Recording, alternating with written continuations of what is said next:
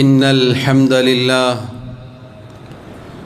نحمده ونستعينه ونستغفره ونعوذ بالله من شرور أنفسنا ومن سيئات أعمالنا من يهده الله فلا مضل له ومن يضلل فلا هادي له وأشهد أن لا إله إلا الله وحده لا شريك له وأشهد أن محمدًا عبده ورسوله يا أيها الذين آمنوا اتقوا الله حق تقاته ولا تموتن إلا وأنتم مسلمون يا أيها الناس اتقوا ربكم الذي خلقكم من نفس واحدة وخلق منها زوجها وبث منهما رجالا كثيرا ونساء واتقوا الله الذي تساءلون به والأرحام إن الله كان عليكم رقيبا يا أيها الذين آمنوا اتقوا الله وقولوا قولا سديدا يصلح لكم أعمالكم ويغفر لكم ذنوبكم ومن يطع الله ورسوله فقد فاز فوزا عظيما أما بعد فإن خير الكلام كلام الله وخير الهدي هدي محمد صلى الله عليه وسلم وشر الأمور محدثاتها وكل محدثة بدعة وكل بدعة ضلالة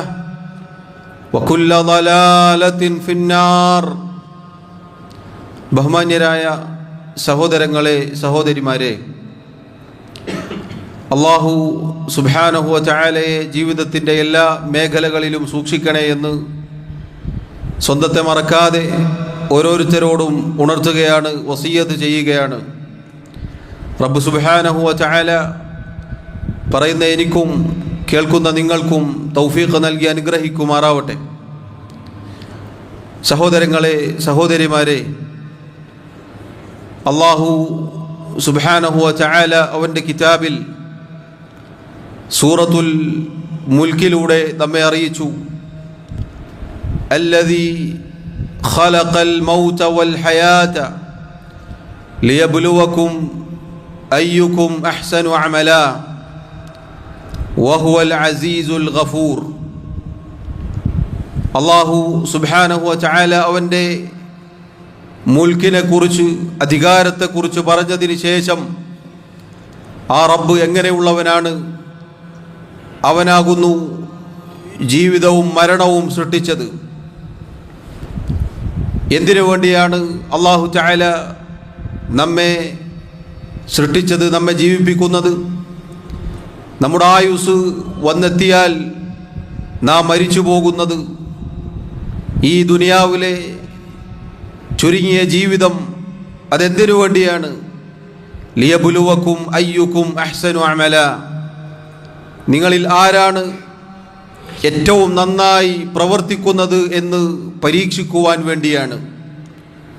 അല്ലാഹു തആല അൽ അസീസാണ്, അവൻ പ്രതാപിയാണ്, അവൻ ഏറെ പൊറുക്കുന്നവനുമാകുന്നു. സഹോദരങ്ങളെ സഹോദരിമാരെ, അല്ലാഹു സുബ്ഹാനഹു വ തആല നമ്മെ സൃഷ്ടിച്ചത്, നാം ജീവിച്ചു കൊണ്ടിരിക്കുന്നത്, ഈ ദുനിയാവിലെ ജീവിതമെന്നത് പരീക്ഷണമാണ്. എന്താണ് പരീക്ഷണം? ഏറ്റവും നന്നായി ആര് പ്രവർത്തിക്കുന്നു എന്നുള്ള പരീക്ഷണമാണ്. ഈ ആയത്തിൻ്റെ തഫ്സീറിൽ അൽ ഇമാം അൽ ഫുളൈൽ ഇബ്നു ഇയാദ് റഹിമഹുല്ലാ, മഹാനായ ഇമാം ശാഫിഈ റഹിമഹുല്ലാ അടക്കമുള്ള വലിയ പണ്ഡിതന്മാരുടെ ഉസ്താദുമാരിൽ ഒരാളാണ് അൽ ഫുളൈൽ ഇബ്നു ഇയാദ് റഹിമഹുല്ലാ. അദ്ദേഹം പറഞ്ഞു, അഹ്സനു അമല, ഏറ്റവും നന്നായി പ്രവർത്തിക്കുന്നത് എന്ന് അല്ലാഹു ഇവിടെ പറഞ്ഞല്ലോ. അതിൻ്റെ അർത്ഥം, അതിൻ്റെ ഉദ്ദേശം അഖ്ലസുഹു വ അസ്വബുഹു, നിഷ്കളങ്കമായിരിക്കണം, ഏറ്റവും ശരിയോടടുത്തതായിരിക്കണം. എന്നിട്ട് അദ്ദേഹം അത് കൂടുതൽ വിശദീകരിക്കുകയാണ്.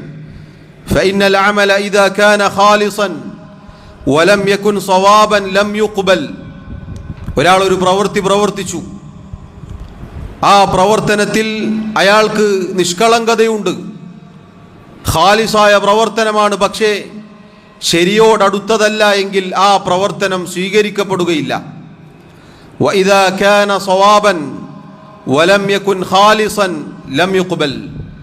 ഇനി ഒരാൾ ശരിയോടടുത്ത പ്രവർത്തനമാണ് ചെയ്തത്, പക്ഷേ ഖാലിസ് അല്ല, നിഷ്കളങ്കത നഷ്ടപ്പെട്ടു പോയിട്ടുണ്ട്, എങ്കിലും പ്രവൃത്തി സ്വീകരിക്കുകയില്ല.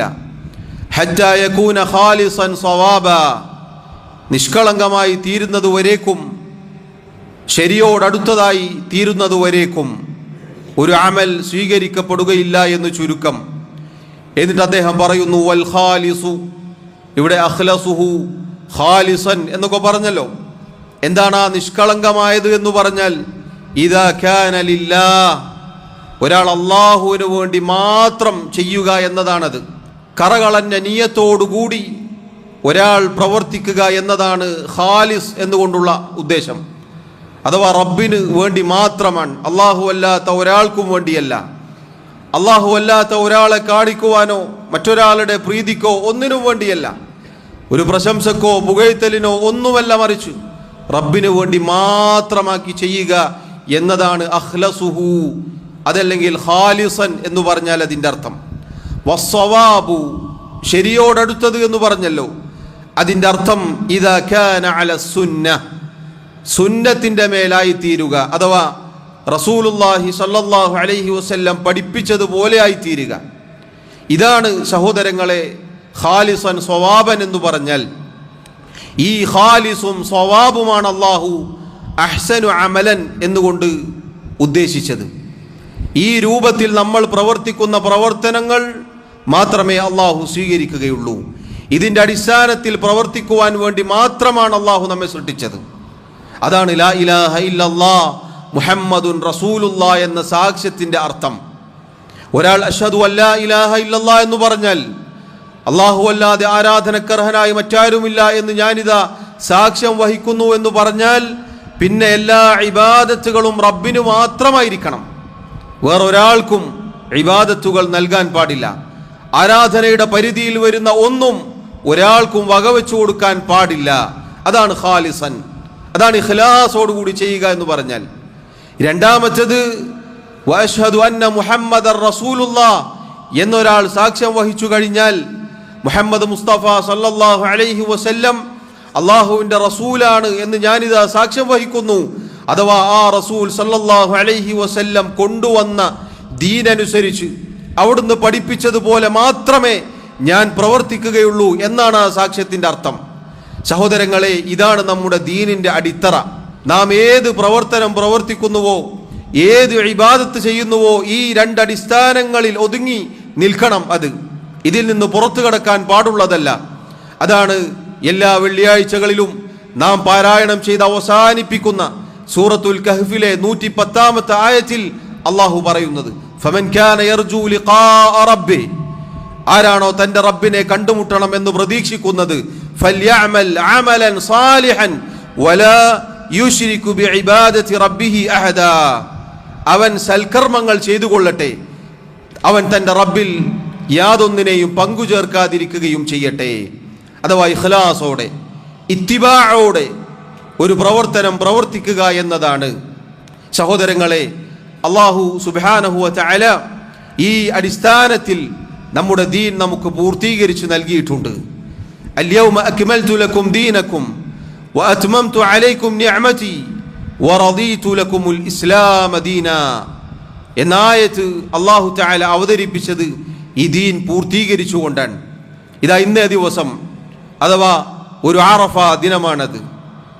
ആ ദിവസത്തിൽ നിങ്ങളുടെ ദീനിതാ ഞാൻ പൂർത്തീകരിച്ചു നൽകുന്നു, എൻ്റെ അനുഗ്രഹമിതാ ഞാൻ നിങ്ങൾക്ക് സമ്പൂർണ്ണമാക്കി തന്നിരിക്കുന്നു, ഇസ്ലാമിനെ നിങ്ങൾക്കിതാ മതമായി നാം തൃപ്തിപ്പെട്ട് നൽകുകയും ചെയ്തിരിക്കുന്നു. അതുകൊണ്ട് സഹോദരങ്ങളെ, നമ്മുടെ പ്രവർത്തനങ്ങളിൽ ഈ പറഞ്ഞ അടിസ്ഥാനങ്ങൾ നാം ഗൗരവത്തിൽ ശ്രദ്ധിക്കേണ്ടതാണ്. ജനങ്ങൾ 4 രൂപത്തിലാണ് ഈ വിഷയം എടുത്തു നോക്കിയാൽ. ഒന്നാമത്തെ വിഭാഗം ഇഖ്ലാസോടെ ഇത്തിബാഅോടെ, അഥവാ നേരത്തെ പറഞ്ഞ ലാ ഇലാഹ ഇല്ലല്ലാഹ് മുഹമ്മദുർ റസൂലുള്ളാഹിയുടെ താല്പര്യത്തിനനുസരിച്ച് പ്രവർത്തിക്കുന്നവരാണ്. അവരാണ് ശരിയായ മാർഗത്തിൽ ഉൾപ്പെട്ട ആളുകൾ, അവരാണ് ലക്ഷ്യം പൂർത്തീകരിച്ചവർ. രണ്ടാമത്തെ വിഭാഗം ഇഖ്ലാസോടുകൂടി ചെയ്യും, പക്ഷേ ഇത്തിബാ ഉണ്ടാവുകയില്ല. ചെയ്യുന്നത് അള്ളാഹുവിൻ്റെ വജ്ഹ് ഉദ്ദേശിച്ചായിരിക്കും, വളരെ ആത്മാർത്ഥതയോടുകൂടിയായിരിക്കും, പക്ഷേ നബി സല്ലല്ലാഹു അലൈഹി വസല്ലം പഠിപ്പിക്കാത്തതായിരിക്കും. അങ്ങനെ ഒരു പ്രവർത്തനം ഒരാൾ പ്രവർത്തിച്ചാൽ ആ പ്രവർത്തനം അള്ളാഹു സ്വീകരിക്കുകയില്ല, അഹ്സനു അമൽ ആയിത്തീരുകയില്ല. കാരണം അള്ളാഹുവിൻ്റെ റസൂൽ സല്ലല്ലാഹു അലൈഹി വസല്ലം പറഞ്ഞു, മൻ അഹ്ദഥ ഫീ അംരിനാ ഹാദാ മാ ലൈസ മിൻഹു ഫഹുവ റദ്ദുൻ. നമ്മുടെ ഈ കാര്യത്തിൽ അഥവാ മതത്തിൽ, ദീനിൽ ആരാണോ പുതുതായി വല്ലതും കടത്തിക്കൂട്ടിയത് അത് തള്ളപ്പെടേണ്ടതാണ്. പണ്ഡിതന്മാർ വിശദീകരിച്ചതുപോലെ അവനെയും അവൻ കൊണ്ടുവന്ന ആ പ്രവർത്തനത്തെയും തള്ളപ്പെടും. മറ്റൊരു റിവായത്തിൽ കാണാം, മൻ അമില അമലൻ ലൈസ അലൈഹി അംറുനാ ഫഹുവ റദ്ദുൻ. നമ്മുടെ ഈ കാര്യത്തിൽ അഥവാ ദീനിൽ ഇല്ലാത്ത ഒരു പ്രവർത്തനം ആരെങ്കിലും പ്രവർത്തിച്ചാൽ അത് തള്ളപ്പെടേണ്ടതാണ്. എന്ന് പറഞ്ഞാൽ ഈ ദീനിൽ പുതുതായി ഒരു കാര്യം ഉണ്ടാക്കുവാനോ ഉണ്ടാക്കി വെച്ചത് പ്രവർത്തിക്കുവാനോ പാടുള്ളതല്ല. അത് റദ്ദുൻ അഥവാ മർദൂദുൻ, തള്ളപ്പെടേണ്ടതാണ് എന്ന് അള്ളാഹുവിൻ്റെ റസൂൽ സല്ലല്ലാഹു അലൈഹി വസല്ലം അറിയിക്കുന്നു. അതിനാണ് സഹോദരങ്ങളെ പുത്തനാചാരങ്ങൾ ബിദ്അത്ത് എന്ന് പറയുക. ഒരാൾ ഇഖ്ലാസോടുകൂടിയാണ് ചെയ്യുന്നത്, പക്ഷേ നബി സല്ലല്ലാഹു അലൈഹി വസല്ലം പഠിപ്പിക്കാത്തതാണെങ്കിൽ അത് ബിദ്അത്താണ്.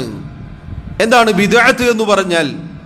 ബിദ്അത്ത് എന്ന് പറഞ്ഞാൽ ഭൗതികമായ പുതിയ പുതിയ കാര്യങ്ങൾക്കും ഭാഷാപരമായി പുതിയത് എന്ന അർത്ഥത്തിൽ ബിദ്അത്ത് എന്ന് പ്രയോഗിക്കും.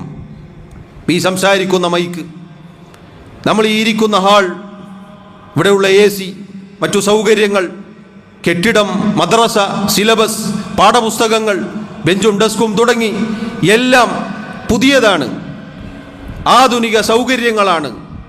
അതൊരർത്ഥത്തിൽ ഭാഷാപരമായി എന്താണ്? പുതിയ കാര്യങ്ങളാണ്. അതെത്ര കണ്ട് പുരോഗമിക്കുന്നുവോ അതിനനുസരിച്ച് നമുക്കത് ഉപയോഗിക്കാം. ഭൗതികമായ വളർച്ചക്കനുസരിച്ച് നമ്മൾ മാറിക്കൊണ്ടേയിരിക്കും. ഉദാഹരണത്തിന് മൊബൈൽ ഫോൺ എടുക്കുകയാണെങ്കിൽ നിങ്ങൾ നോക്കൂ, അതിൻ്റെ തുടക്കം എങ്ങനെയായിരുന്നു, ഇപ്പോൾ എങ്ങനെയാണ്? ശബ്ദരേഖ കൊണ്ട് കാര്യങ്ങൾ പ്രവർത്തിക്കാൻ മാത്രമുള്ള ടെക്നോളജിയിലേക്ക് അതെത്തി. ഒരു 30 വർഷങ്ങൾക്ക് മുന്നേ ഒരാളോട് നമ്മൾ പറയുകയാണ്, കുറച്ച് കാലം കഴിഞ്ഞാൽ ഇതാ ഇന്നൊരു കാര്യം ചെയ്യൂ എന്ന് പറഞ്ഞാൽ, മൊബൈൽ സ്വയം ചെയ്യുമെന്ന് പറഞ്ഞാൽ അയാളത് വിശ്വസിക്കുകയില്ല. പറയുന്നവന് ഭ്രാന്താണെന്ന് പറയും. പക്ഷേ ആധുനിക സൗകര്യങ്ങൾ വളർന്നു, അതിനനുസരിച്ച് നമ്മളും മാറി. അത് ഭാഷാപരമായ ബിദ്അത്ത് എന്ന് പറയാൻ വേണമെങ്കിൽ നബി സല്ലല്ലാഹു അലൈഹി വസല്ലം പറഞ്ഞ ഈ പുതിയ കാര്യങ്ങൾ എന്നത് സഹോദരങ്ങളെ ഭൗതികമായ മാറ്റങ്ങളല്ല, മറിച്ച് ദീനിലുള്ള മാറ്റങ്ങളാണ്. ദീനിൽ ഒരാൾ പുതുതായി കാലത്തിനനുസരിച്ച് കൊണ്ടുവന്നാൽ അത് മർദൂദുൻ, അത് തള്ളപ്പെടേണ്ടതാണ്.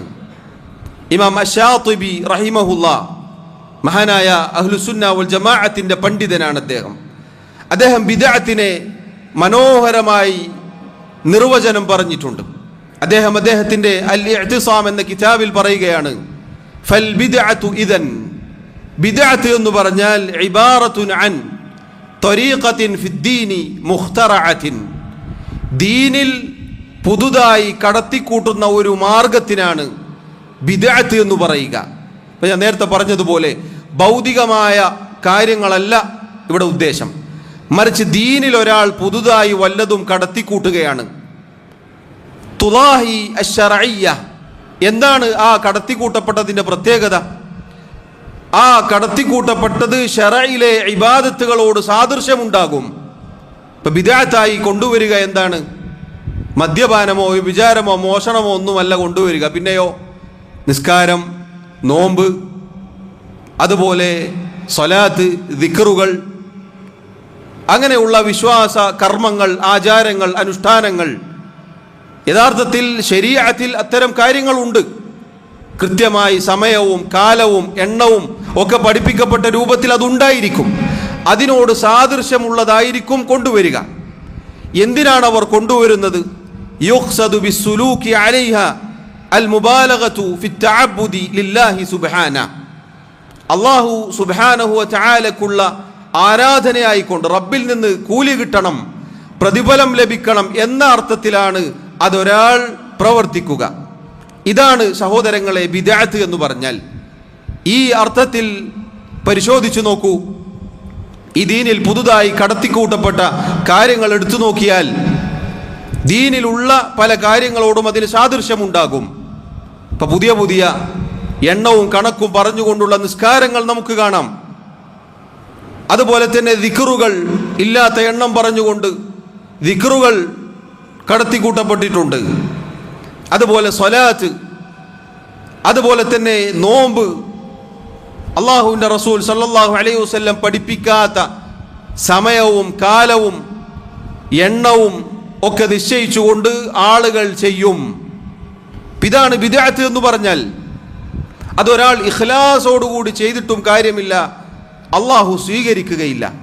കാരണം ഖാലിസൻ സ്വവാബൻ എന്നാണ് പണ്ഡിതന്മാർ പറഞ്ഞിട്ടുള്ളത്. മൂന്നാമത്തെ വിഭാഗം സഹോദരങ്ങളെ, ഇത്തിബാ ഉണ്ടാകും, പക്ഷേ ഇഖ്ലാസ് ഉണ്ടാവുകയില്ല. ഒരാൾ സുന്നത്തിനോട് യോജിച്ചതായിരിക്കും ചെയ്യുക, നല്ല ഇബാദത്തുകളൊക്കെ കൃത്യമായി ചെയ്യും, പക്ഷെ അയാളുടെ നീയത്ത് മാറിപ്പോകും. അള്ളാഹു നമ്മെ കാത്തുരക്ഷിക്കുമാറാവട്ടെ. തൗഹീദിൻ്റെ ആളുകൾ, ഞാനും നിങ്ങളും ശ്രദ്ധിക്കേണ്ട കാര്യമാണിത്. നമ്മൾ ചെയ്യുന്നത് കൃത്യമായിരിക്കും, പക്ഷേ നമ്മുടെ ഇഖ്ലാസ് ചോർന്നു പോയാൽ അള്ളാഹു സ്വീകരിക്കുകയില്ല. നാലാമത്തെ വിഭാഗം ഈ പറഞ്ഞ ഒന്നുമില്ലാത്തവർ, അഥവാ മുസ്ലിമീങ്ങളല്ലാത്ത വിശ്വാസികളല്ലാത്ത ആളുകൾ. ഇതാണ് പൊതുവെ സഹോദരങ്ങളെ 4 രൂപത്തിൽ ഈ ആയത്തും അതിൻ്റെ വിശദീകരണവും എടുത്തു നോക്കിയാൽ ജനങ്ങളിൽ നമുക്ക് കാണാൻ സാധിക്കുക. ഈ ഒരാമുഖം പ്രിയമുള്ളവരെ നമ്മുടെ മനസ്സിലുണ്ടായിരിക്കണം. നമ്മുടെ ദീനിൻ്റെ അടിത്തറയാണിത്. നാം ഏത് പ്രവർത്തനം പ്രവർത്തിക്കുമ്പോഴും ഇഖ്ലാസും ഇത്തിബാഉം ഉണ്ടായിരിക്കണം. പരിശുദ്ധ ഖുർആനിലെ ആയത്തുകൾ തെളിവായി നമ്മൾ കേട്ടു. നബി സല്ലല്ലാഹു അലൈഹി വസല്ലമയുടെ ഹദീസുകൾ നമ്മൾ കേട്ടു. മഹാന്മാരായ ഉലമാക്കളുടെ വാക്കുകൾ നമ്മൾ കേട്ടു. ഇനിയാണ് വിഷയത്തിലേക്ക് വരാനുള്ളത്. അതാ സഫർ അവസാനിക്കുകയും റബീഉൽ അവ്വൽ ആരംഭിക്കുകയും ചെയ്യാൻ ഏതാനും ദിവസങ്ങൾ ബാക്കിയുണ്ട്. അള്ളാഹുവിൻ്റെ റസൂൽ സല്ലല്ലാഹു അലൈഹി വസല്ലമയോടുള്ള സ്നേഹമെന്ന പേരിൽ, നബി സല്ലല്ലാഹു അലൈഹി വസല്ലമയോടുള്ള ആദരവ് എന്ന പേരിൽ നമ്മുടെ നാട്ടിൽ ബഹുഭൂരിപക്ഷം വരുന്ന ആളുകൾ മീലാദുൻ നബി ആഘോഷിക്കാൻ ഒരുങ്ങുകയാണ്. യഥാർത്ഥത്തിൽ സഹോദരങ്ങളെ, അള്ളാഹുവിൻ്റെ റസൂൽ സല്ലല്ലാഹു അലൈഹി വസല്ലമയെ സ്നേഹിക്കരുത് എന്ന് ഒരു മുസ്ലിമും പറയുകയില്ല. മുസ്ലിമാണോ മുഅ്മിനാണോ നബി സല്ലല്ലാഹു അലൈഹി വസല്ലമയെ സ്വന്തത്തേക്കാൾ, മാതാപിതാക്കളേക്കാൾ, മക്കളേക്കാൾ, മറ്റുള്ള സർവ്വജനങ്ങളെക്കാൾ ഒരാൾ സ്നേഹിക്കുന്നത് വരേക്കും അയാൾ പരിപൂർണ മുഅ്മിനാവുകയില്ല. മഹാനായ ഖലീഫ ഉമർ ഇബ്നുൽ ഖത്താബ് റളിയല്ലാഹു അൻഹുവിനോട് വരെ നബി സല്ലല്ലാഹു അലൈഹി വസല്ലം പറഞ്ഞതാണിത്. ഉമർ റളിയല്ലാഹു അൻഹു പറഞ്ഞു, നബിയെ, ഞാൻ കഴിഞ്ഞാൽ പിന്നെ എനിക്ക് ഏറ്റവും ഇഷ്ടം അങ്ങയോടാണ്. അവിടുന്ന് പറഞ്ഞു, ഇല്ല ഉമറെ, ഈമാൻ ശരിയായിട്ടില്ല. അപ്പോൾ അദ്ദേഹം തിരുത്തി. അദ്ദേഹം പറഞ്ഞു, നബിയെ, എന്നേക്കാൾ, മറ്റുള്ള എല്ലാറ്റിനേക്കാൾ എനിക്ക് ഏറ്റവും പ്രിയപ്പെട്ടത് നബിയെ അങ്ങുന്നാണ്. അവിടുന്ന് പറഞ്ഞു, അൽ ആന യാ ഉമർ, ഉമറെ, ഇപ്പോഴാണ് ശരിയായത്. ഇതാണ് സഹോദരങ്ങളെ നമ്മുടെ അഖീദ, ഇതാണ് നമ്മുടെ മൻഹജ്, ഇതാണ് നമ്മുടെ ദീൻ. എന്നിരിക്കെ എന്തുകൊണ്ട് റസൂലുള്ളാഹി സ്വല്ലല്ലാഹു അലൈഹി വസല്ലമയുടെ മൗലിദ് ആഘോഷിക്കാൻ പാടില്ല? എന്തുകൊണ്ടത് ബിദ്അത്താണ് എന്ന് നാം പറയുന്നു? എന്താണ് അതിൻ്റെ പിന്നിലുള്ള തെളിവുകൾ? അതിലൊന്നാമത്തേത് പണ്ഡിതന്മാർ പറഞ്ഞു, അള്ളാഹുവിൻ്റെ റസൂൽ സല്ലല്ലാഹു അലൈഹി വസല്ലം നുബുവത്ത് കിട്ടിയതിന് ശേഷം 22 റബീഉൽ അവ്വൽ, അതല്ലെങ്കിൽ 23 റബീഉൽ അവ്വൽ കഴിഞ്ഞുപോയി. ഒരൊറ്റ റബീഉൽ അവ്വൽ 12-നും അവിടുന്ന് മൗലിദ് ആഘോഷിച്ചിട്ടില്ല. റസൂലുള്ളാഹി സ്വല്ലല്ലാഹു അലൈഹി വസല്ലമയുടെ കാലശേഷം സഹാബത്ത് ജീവിച്ചു, അവിടുത്തെ പ്രിയ പത്നിമാർ ജീവിച്ചു. അവരിൽ ഒരാൾ പോലും ഇങ്ങനെ ഒരു മീലാദുൻ നബി ആഘോഷിച്ചിട്ടില്ല. അതുകൊണ്ട് തന്നെ ഈ ആഘോഷം ദീനിൽ പുതിയതായി കടത്തിക്കൂട്ടപ്പെട്ടതാണ്. ഇങ്ങനെ ഒരു സമ്പ്രദായം ദീനിൽ പുതുതായി ഉണ്ടായതാണ്. അതുകൊണ്ട് അത് ബിദ്അത്താണ്. നേരത്തെ നമ്മൾ പറഞ്ഞ അടിസ്ഥാനത്തിലേക്ക് മടങ്ങുക. ഒരാൾ ഇഖ്ലാസോടുകൂടി അത് ചെയ്തു, പക്ഷേ നബി സല്ലല്ലാഹു അലൈഹി വസല്ലമ ചെയ്തിട്ടില്ല എങ്കിൽ അത് സ്വീകരിക്കപ്പെടുകയില്ല എന്നാണ് അൽ ഫുദൈൽ ഇബ്നു ഇയാദ് റഹിമഹുല്ലാ അദ്ദേഹം രേഖപ്പെടുത്തുന്നത്. തഫ്സീറുകളിൽ നമുക്ക് ആ വാക്കുകൾ കാണാം. അതുകൊണ്ട് സഹോദരങ്ങളെ, ഒന്നാമത്തെ കാരണം ഇതാണ്. നമ്മുടെ റസൂൽ സല്ലല്ലാഹു അലൈഹി വസല്ലമയും സഹാബത്തും ചെയ്തിട്ടില്ല എന്നതാണ് ഒന്നാമത്തെ കാരണം. അതുകൊണ്ട് ഞാൻ വിട്ടുനിൽക്കുന്നു.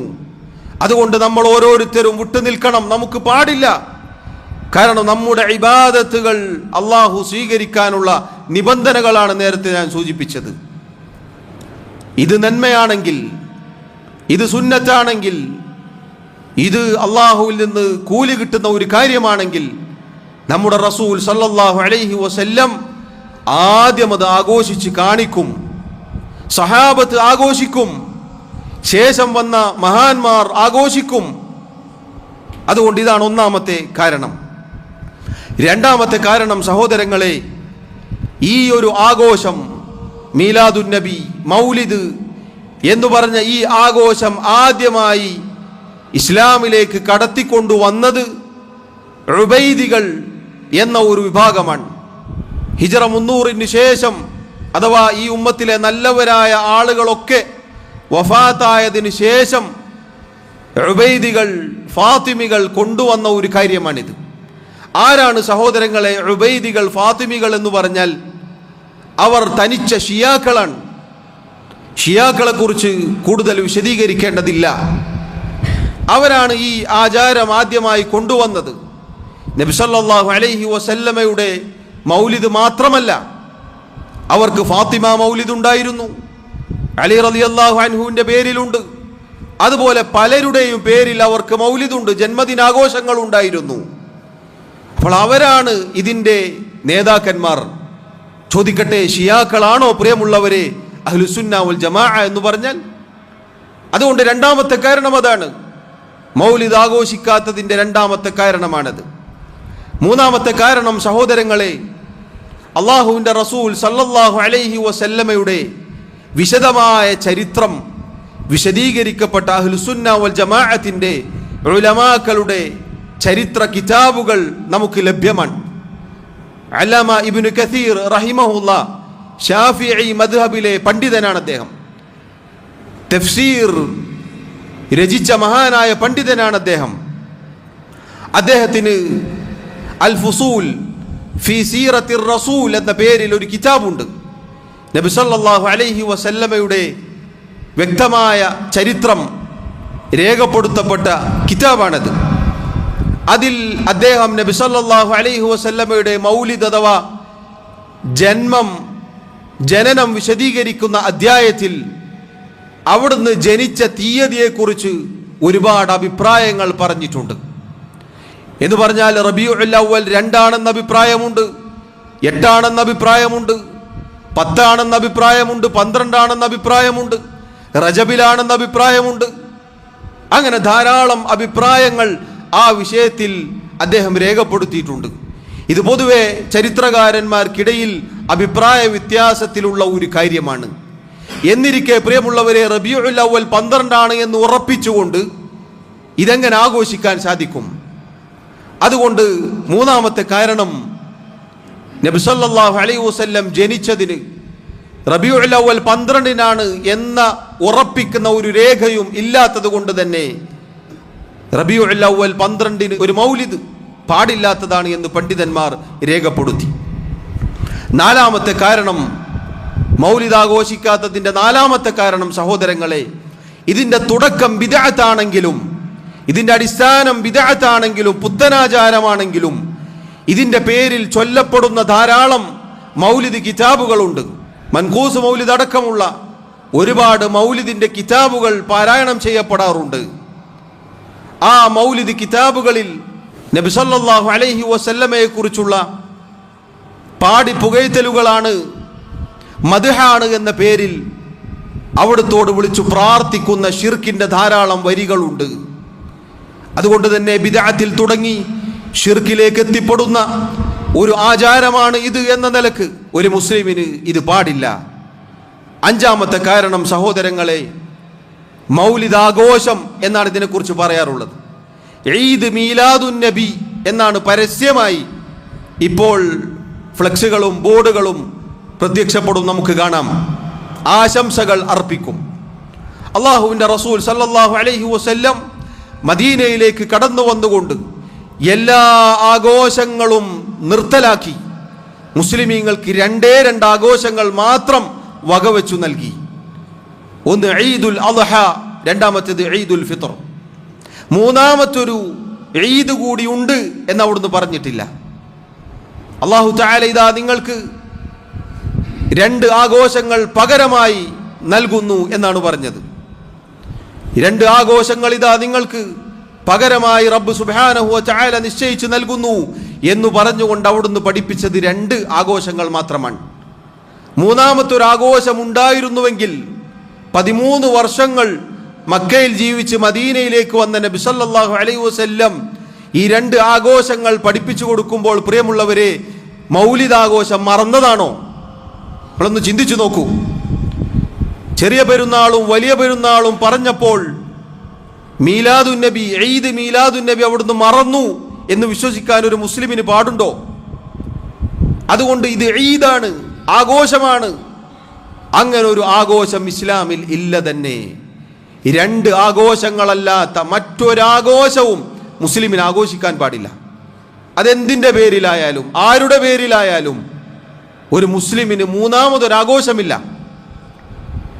മൂന്നാമതൊരാഘോഷം ആശംസ അർപ്പിച്ചുകൊണ്ട് നടത്തണമെങ്കിൽ അത് അള്ളാഹു അവൻ്റെ റസൂലോ സല്ലല്ലാഹു അലൈഹി വസല്ലം നമുക്ക് പഠിപ്പിച്ചു നൽകണം. അങ്ങനെ ഒരു സംഗതി ഉണ്ടായിട്ടില്ല. അതുകൊണ്ട് സഹോദരങ്ങളെ, ഒരുപാട് കാരണങ്ങൾ ഉണ്ടെങ്കിലും പ്രധാനപ്പെട്ട 5 കാരണങ്ങളാണ് വിശദീകരിച്ചത്. ഈ 5 കാരണങ്ങൾ മതിയായതാണ് ഒരാൾക്ക് ഈ ആഘോഷത്തിൽ നിന്ന് വിട്ടുനിൽക്കാൻ. കാരണം ഇത് നമ്മുടെ ദീനാണ്. നമ്മുടെ ദീൻ നശിപ്പിക്കുന്ന രൂപത്തിൽ നാം ആരെ തൃപ്തിപ്പെടുത്തിയിട്ടും കാര്യമില്ല. അല്ലാഹു തആല നാം ഏറ്റവും നല്ല പ്രവർത്തനം പ്രവർത്തിക്കുന്നത് പരീക്ഷിക്കുവാനാണ് നമ്മെ സൃഷ്ടിച്ചത്. അതുകൊണ്ട് നമ്മുടെ പ്രവർത്തനം ഏറ്റവും നല്ലതാവാൻ ഏറ്റവും നല്ലത് അള്ളാഹു അവൻ്റെ റസൂലും സല്ലല്ലാഹു അലൈഹി വസല്ലം പഠിപ്പിക്കണം. പിൽക്കാലത്ത് ആരെങ്കിലും വന്ന് പഠിപ്പിക്കാൻ ഈ ദീൻ, ഇസ്ലാം ദീൻ എന്നത് ക്രൈസ്തവ മതം പോലെയല്ല. ഓരോരുത്തരും വന്നിട്ട് അവർക്ക് തോന്നിയതുപോലെ എഴുതി ഉണ്ടാക്കുക, പിന്നീട് കുറച്ചു കാലം അത് ആഘോഷിക്കുക, അല്ലെങ്കിൽ ആചരിക്കുക, പിന്നെ അടുത്ത ആൾ വരിക മാറ്റി എഴുതുക എന്ന ഒരു സമ്പ്രദായം അള്ളാഹുവിൻ്റെ ദീനിലില്ല. മറ്റുള്ള ദീനുകളിൽ നിന്നുള്ള വ്യതിരിക്തത അതാണ്. അൽയൗമ അക്മൽതു ലക്കും ദീനക്കും. അല്ലാഹു തആല ഇന്ന ദിവസം നമ്മുടെ ദീൻ പൂർത്തീകരിച്ചിട്ടുണ്ട് എന്ന് റബ്ബ് അറിയിച്ചു. അള്ളാഹു പൂർത്തീകരിച്ച മതമാണിത്. ഇതിൽ പുതുതായി കടത്തിക്കൂട്ടാൻ പാടുള്ളതല്ല.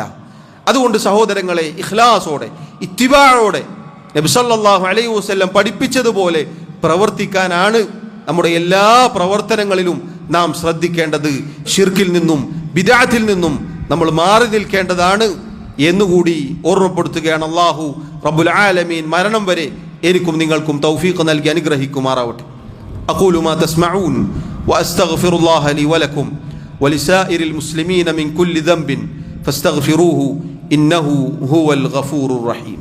അൽഹംദുലില്ലാഹി വഹ്ദഹു വസ്സലാത്തു വസ്സലാമു അലാ മൻ ലാ നബിയ്യ ബഅദഹു വഅലാ ആലിഹി വഅസ്ഹാബിഹി അജ്മഈൻ. അല്ലാഹു സുബ്ഹാനഹു വ തആലയെ സൂക്ഷിക്കണേ എന്ന് ഒരിക്കൽ കൂടി ഓർമ്മപ്പെടുത്തുകയാണ്. സഹോദരങ്ങളെ, അൽ ഇമാം അഹ്മദ് ബിൻ ഹംബൽ അശ്ശൈബാനി റഹിമഹുല്ലാ 4 മദ്ഹബുകളുടെ ഇമാമിങ്ങളിൽ ഒരാളാണ് അദ്ദേഹം.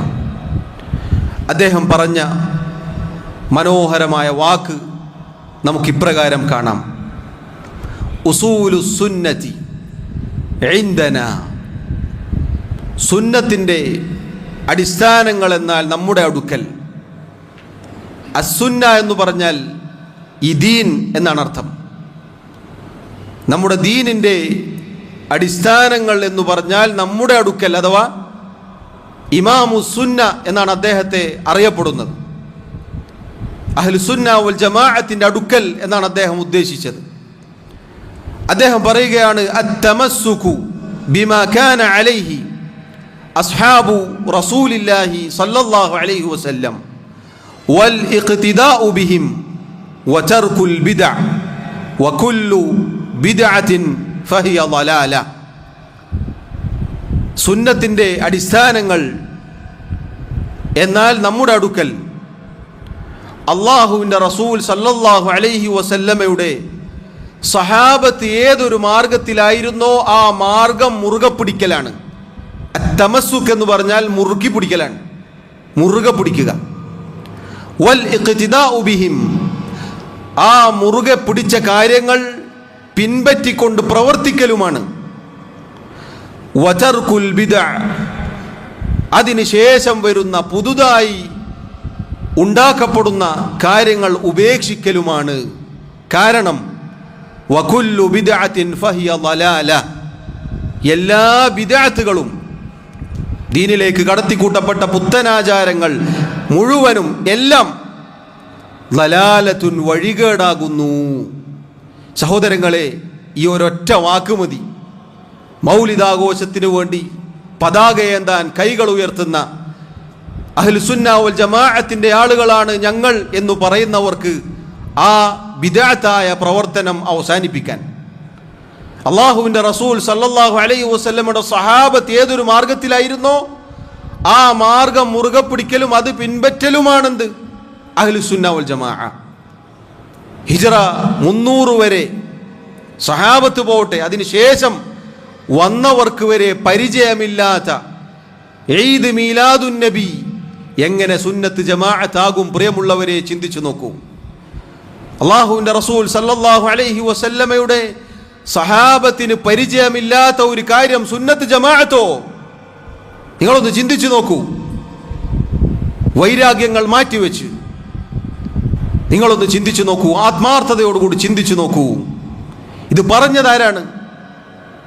അൽ ഇമാം അഹ്മദ് ഇബ്നു ഹംബൽ റഹിമഹുല്ലാഹ്. ഉലമാക്കളുടെ വാക്കുകൾ മുഖവിലക്കെടുക്കാൻ സാധിക്കുന്നവരാണോ എങ്കിൽ ഇതാ തെളിവ്. എന്നിട്ട് അദ്ദേഹം പറഞ്ഞ വാക്ക് നോക്കൂ നിങ്ങൾ, വതർകുൽ ബിദ്അ, ബിദ്അത്തുകൾ ഉപേക്ഷിക്കലുമാണ്. സഹാബത്തിന്റെ മാർഗം മുറുകെ പിടിച്ചുകൊണ്ട് അത് പിൻപറ്റിക്കൊണ്ട് പുതുതായി വരുന്ന കാര്യങ്ങൾ ഉപേക്ഷിക്കണം.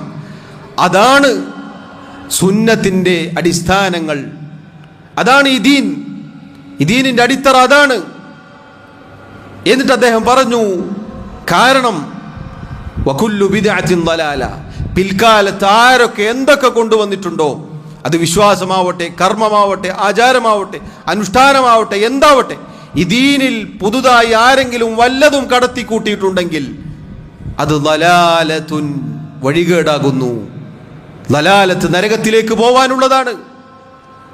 കുല്ലു ബിദ്അത്തിൻ ളലാല എന്നത് ഇവിടെയുള്ള പുത്തൻവാദികളുടെ വാക്കാണ് എന്നാണ് പല ആളുകളും പറയാറുള്ളത്. യഥാർത്ഥത്തിൽ പ്രിയമുള്ളവരെ, അള്ളാഹുവിൻ്റെ റസൂൽ സല്ലല്ലാഹു അലൈഹി വസല്ലമയുടെ വാക്ക് കടമെടുത്തുകൊണ്ടാണ് അദ്ദേഹം ഇത് പറഞ്ഞത്. നമ്മുടെ റസൂൽ സല്ലല്ലാഹു അലൈഹി വസല്ലം പറഞ്ഞതാണിത്. അതേ വാചകം ഇമാമിങ്ങൾ പറയുന്നു. എന്നാലും പറയും ഇവരാണ് പുത്തൻവാദികൾ.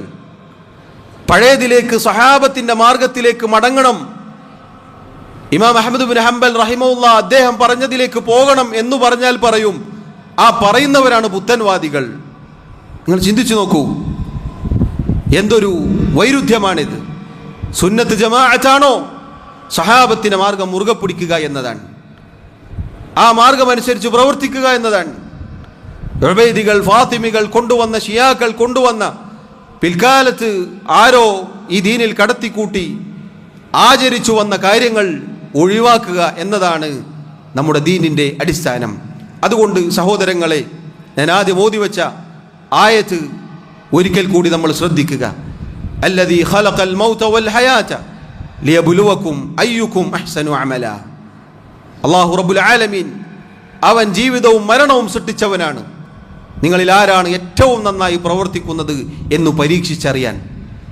ഏറ്റവും നല്ലത് എന്ന് പറഞ്ഞാൽ അള്ളാഹുവിന് വേണ്ടി മാത്രമായിരിക്കണം. നമ്മുടെ റസൂൽ സല്ലല്ലാഹു അലൈഹി വസല്ലം പഠിപ്പിച്ചതുപോലെയുമായിരിക്കണം.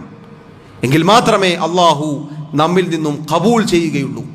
എത്ര പണിപ്പെട്ട് എത്ര ഉയരത്തിൽ കയറി ബാനർ കെട്ടിയത് കൊണ്ടും നടുറോഡിലൂടെ ഘോഷയാത്ര നടത്തിയത് കൊണ്ടും ഒരുപാട് വെയിൽ കൊണ്ടതുകൊണ്ടും മഴ കൊണ്ടതുകൊണ്ടും ഒരുപാട് പണം ചെലവഴിച്ചത് കൊണ്ടും അഹ്ലുസുന്ന വൽ ജമാഅത്തിന്റെ മാർഗത്തിൽ ആവുകയില്ല ഈ രണ്ട് നിബന്ധനകൾ യോജിച്ചാലല്ലാതെ. അല്ലാഹു റബ്ബുൽ ആലമീൻ മരണം വരെ യഥാർത്ഥ പാതയിൽ നമ്മെ ഉറപ്പിച്ചു നിർത്തുമാറാവട്ടെ.